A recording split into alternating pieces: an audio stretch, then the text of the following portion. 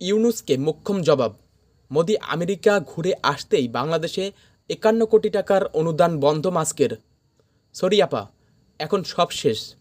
হাসিনার উদ্দেশ্যে লিখলেন ইউনূসের প্রেস সচিব শফিকুল আলম। কুম্ভ অর্থহীন, নয়াদিল্লির পদপিষ্টের ঘটনায় রেলমন্ত্রীর পদত্যাগ চাইলেন লালু। নয়াদিল্লি স্টেশনে পদপিষ্টের ঘটনায় পরিকল্পনা ও ব্যবস্থাপনার অভাবকে দায়ী করলেন মমতা।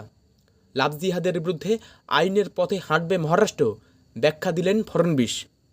বিস্তারিত খবরে যাওয়ার আগে আপনি যদি চ্যানেলে প্রথমে থাকেন অবশ্যই চ্যানেলটিকে আপনি সাবস্ক্রাইব করতেই পারেন গুরুত্বপূর্ণ খবর দেশ থেকে রাজ্য আন্তর্জাতিক একসাথে একটি ভিডিওতে পাওয়ার জন্য। অবশ্যই ভিডিওটিকে লাইক করতে ভুলবেন না। চলুন তাহলে এক এক করে বিস্তারিত খবরে। ইউনূসকে মোক্ষম জবাব। মোদি আমেরিকা হয়ে ঘুরে আসতেই বাংলাদেশে ২৫১ কোটি টাকার অনুদান বন্ধ মাস্কের। গতকালই খুশির মেজাজে আমেরিকার শিল্পপতি তথা ডিপার্টমেন্ট অব গভর্নমেন্ট এফিসিয়েন্সি দপ্তরের কর্তার সঙ্গে বৈঠক করেন বাংলাদেশের তদারকি সরকারের প্রধান মোহাম্মদ ইউনূস।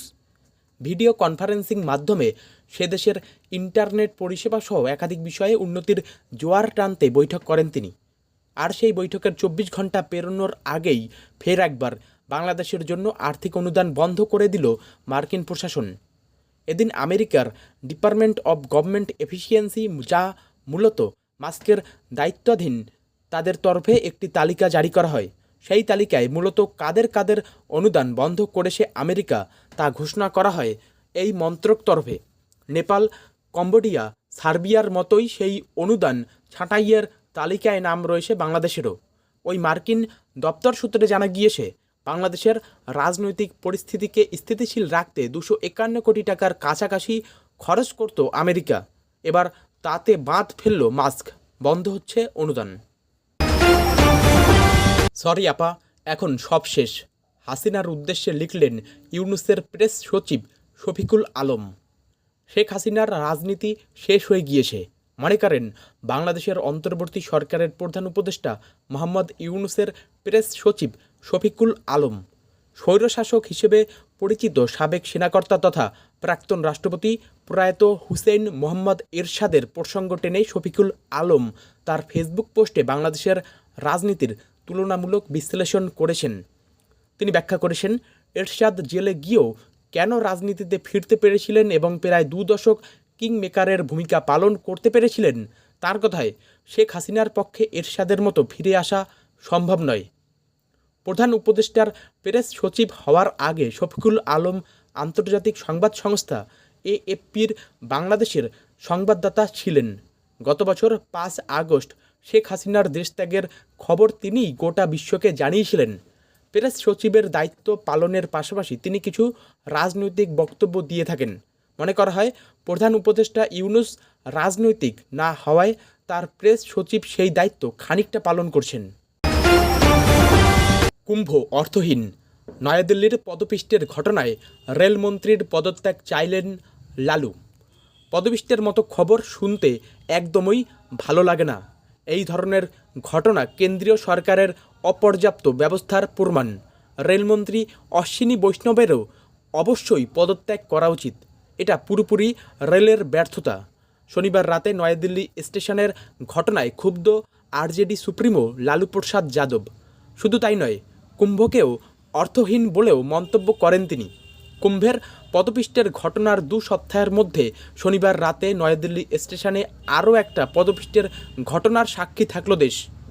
এবারও সেই কুম্ভ মেলাকে কেন্দ্র করেই ঘটনাস্থল ১৪ এবং ১৫ নম্বর প্ল্যাটফর্ম। ঘটনায় এখনও পর্যন্ত মহিলা এবং শিশু মিলিয়ে ১৮ জনের মৃত্যু হয়েছে, আহতও অনেকে। দুর্ঘটনার কারণ জানতে উচ্চ পর্যায়ের কমিটি গঠন করে তদন্ত শুরু হয়েছে। সিসিটিভি ফুটেজ খতিয়ে দেখছে রেল পুলিশও। নয়াদিল্লি স্টেশনে পদপিষ্টের ঘটনায় পরিকল্পনা ও ব্যবস্থাপনার অভাবকে দায়ী করলেন মমতা। নয়াদিল্লিতে পদপিষ্ট হয়ে ১৮ জনের মৃত্যুর ঘটনা হৃদয় বিদারক। এই হৃদয় বিদারক ঘটনা দেখিয়ে দিল যথাযথ পরিকল্পনা ও ব্যবস্থাপনা কতটা জরুরি। স্টেশনের মহাবিশৃঙ্খলা নিয়ে মুখ খুললেন মুখ্যমন্ত্রী মমতা বন্দ্যোপাধ্যায়। ঘটনাস্থল ১৪ এবং ১৫ নম্বর প্ল্যাটফর্ম। কুম্ভের পদপিষ্টের ঘটনার ২ সপ্তাহের মধ্যে শনিবার রাতে নয়াদিল্লি স্টেশনে আরও একটা পদপিষ্টের ঘটনার সাক্ষী থাকল দেশ। এবারও সেই কুম্ভ মেলাকে কেন্দ্র করেই লাভ জিহাদের বিরুদ্ধে আইনের পথে হাঁটবে মহারাষ্ট্র, ব্যাখ্যা দিলেন ফড়নবিস। শুক্রবার মহারাষ্ট্র সরকার 7 সদস্যের একটি কমিটি গঠন করে।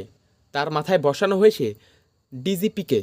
এই কমিটি লাভ জিহাদের বিরুদ্ধে আইনের খসড়া তৈরি করবে, যা নিয়ে চর্চা শুরু হয়েছে। প্রশ্ন উঠছে, তবে কি আইনের পথে হাঁটবে মহারাষ্ট্র? এই আবহে রোববার মুখ্যমন্ত্রী দেবেন্দ্র ফড়নবিস একটি প্রশ্নের উত্তরে বলেছেন, পৃথক ধর্মবিশ্বাসের যুগলের মধ্যে বিয়েতে ভুল কিছু নেই, তবে পরিচয় ভাঁড়িয়ে বা প্রতারণা করে বৈবাহিক সম্পর্ক স্থাপনের বিরুদ্ধে পদক্ষেপ দরকার। ভিন্ন ধর্মমতে বিয়ে এবং তার জন্য ধর্ম পরিবর্তনের ঘটনার প্রসঙ্গ টেনে কিছু রাজনৈতিক দল লাভ জিহাদের তকমা দেয়। এই বিষয়টি নিয়ে এর আগেও বহুবার তরজা হয়েছে, এখন তা অব্যাহত। লাভ জিহাদের ধারণাকে সামনে রেখে এমন আইন তৈরি প্রথম নয়। এর আগে উত্তরপ্রদেশে এই আইন তৈরি হয়েছে। মহারাষ্ট্রে জোর করে ধর্মান্তরণের বিরুদ্ধে আইন তৈরির চেষ্টা আগেও হয়েছে। মহারাষ্ট্র সরকারের এই পদক্ষেপের সমালোচনা করেছেন সে রাজ্যের সমাজবাদী পার্টির প্রেসিডেন্ট আবু আজিম আজমি। তার মতে, সংবিধানে দেওয়া অধিকারের মধ্যে নাক গলাচ্ছে শাসক শিবির।